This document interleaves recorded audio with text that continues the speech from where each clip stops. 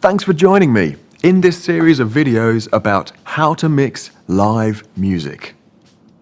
This time, we have a very important topic, which I have witnessed even some seasoned professionals get wrong from time to time. It is gain structure.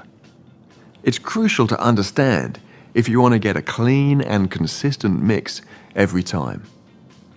Consider the complete sound system from microphone to loudspeaker.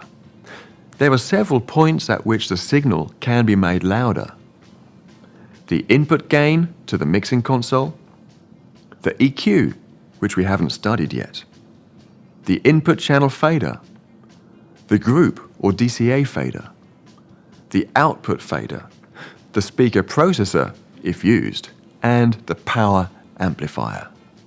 If powered speakers are used, then you know the power amp will be well matched to the speaker's ability. Otherwise, matching amplifier with speaker is a whole other topic where care needs to be taken. No time for that right now, sorry. We are going to look at setting a good gain structure in our simple system, going directly from mixer output to powered speaker. Yamaha DXR series in this case. Looking at the diagram again, the two gain stages that are able to increase signal level the most are the input gain of the mixer, the mic preamp, and the power amplifier, which in our case is built into the speaker.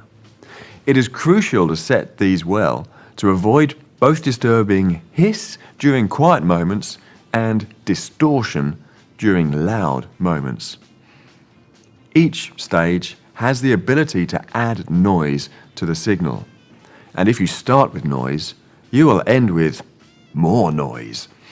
So it's vital to get a clean and clear sound right from the start, to make things easier to handle as the signal progresses through the sound system. In the previous session, we talked about setting the input gain. Now, let's consider amplifier gain.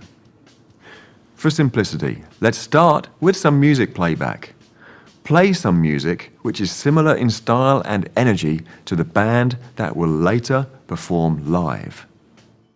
If you're using the MGP analog mixer, set the output fader to 0 dB and adjust the input level of the iPod or USB so the output level meter peaks around the 0 dB mark.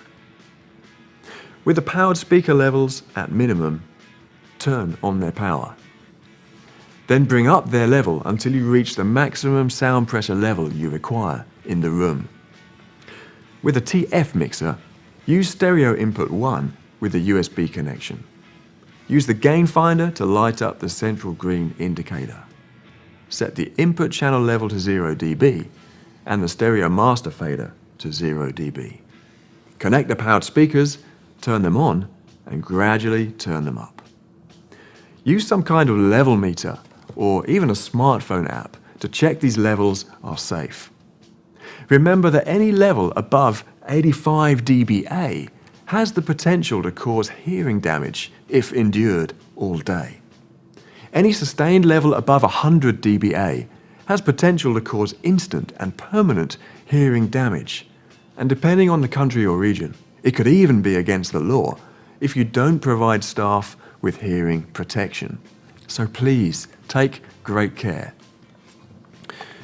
For now, we should have a comfortable gain structure, allowing many input channels to be mixed together without overloading the mixer outputs, and allowing for some level increase in case of quiet inputs by pushing the faders above the 0 dB mark.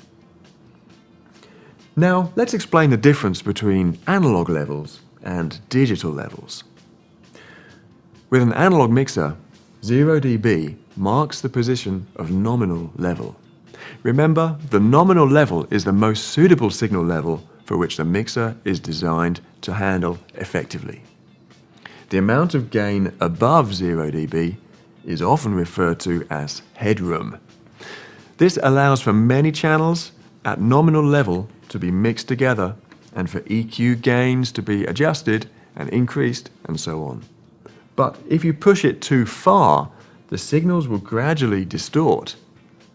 In some cases, this distortion can add a kind of warmth. Ask any lead guitarist about friendly distortion. However, in other cases, it's not desirable at all. The level meters turn orange above 0 dB, then they go red to indicate the onset of distortion. Avoid the red for a clean and clear sound. On a digital mixer such as TF series, there's an absolute maximum level available. Due to the resolution of the analog to digital converters, the digital signal processing, and the DA, digital to analog converters. Great care needs to be taken to stay below this limit at all times, because it can otherwise cause a rather nasty distorted sound that very few people will be pleased about.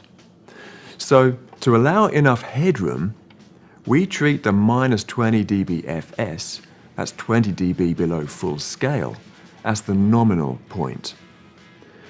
So, -20 dB is equivalent to 0 dB on the MGP. Notice that on TF, the level meters go orange above -20. If you're producing a music track in a studio intended for radio play, you might see producers trying to get as close as possible to 0 dB FS to make the track sound as loud as possible. Don't be tempted to do this with a live mix.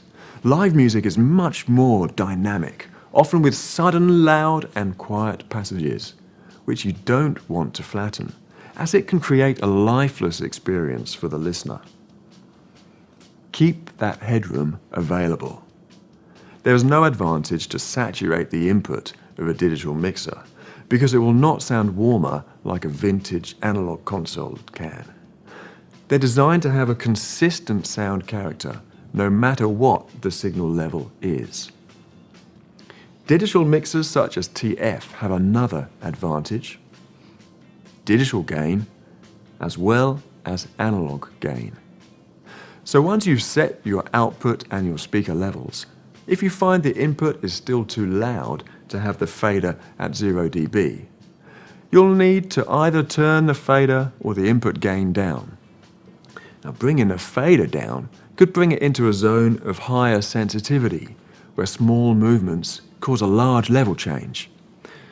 That will make it tricky to balance with all the other inputs.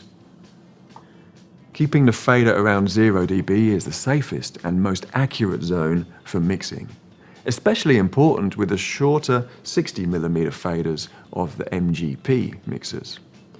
On an analog mixer, turning the gain down would reduce your signal-to-noise ratio. There'll be a smaller difference between the loudest and the quietest possible sounds. But with a digital mixer, you can keep the analog gain at the optimal position using Gain Finder and turn down the digital gain to bring the input signal to the required level, while keeping the fader at 0 dB. Because digital mixers these days have a much greater dynamic range than they did over 20 years ago, you won't be making any quality compromise. One more piece of advice on this topic. I have seen some engineers who want to keep their amps turned up at maximum all the time, no matter what. Perhaps for convenience, laziness, habit, whatever. But if you do this, you may be forced to reduce the gain at some other point in the signal chain.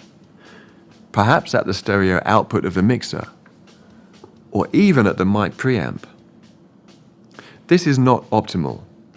Adding unnecessary gain at the amplifier will raise the noise floor of your system, meaning background hiss will be more noticeable at quiet times. It will compromise the sound quality during quieter moments.